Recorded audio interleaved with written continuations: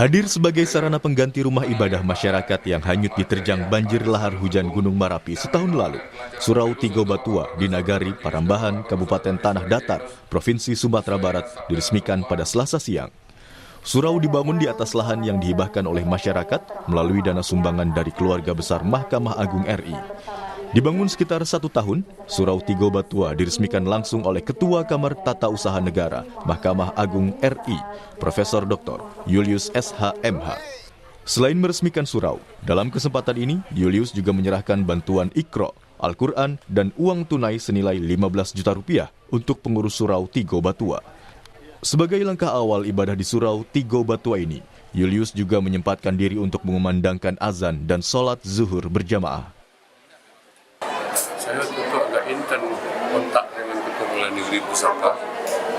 Saya datang ke sini, saya lihat ya ada yang bisa, Pak ini bisa dapat bangun sholat.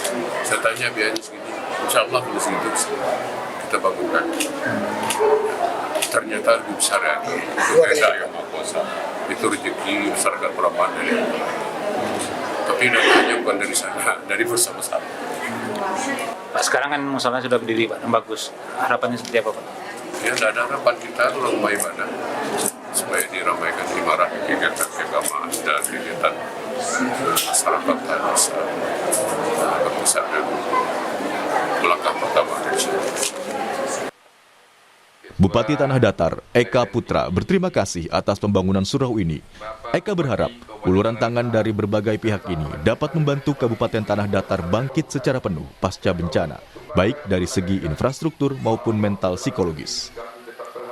Jadi kami pada kesempatan mengucapkan terima kasih kepada Mahkamah Agung Peduli yang sampai saat ini selalu memberikan donasi kepada warga kami, khususnya di Nagari Parambahan ini. Sampai saat ini kami terus berusaha bangkit dari bencana alam atau Galodo.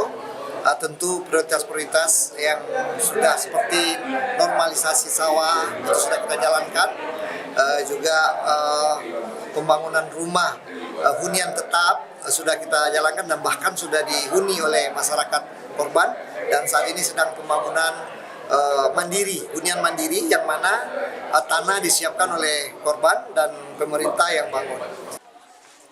Bupati Tanah Datar juga bilang, saat ini pembangunan infrastruktur juga terus dilakukan agar Kabupaten Tanah Datar bangkit secara penuh. Rio Yohanes, Kompas TV, Padang, Sumatera Barat.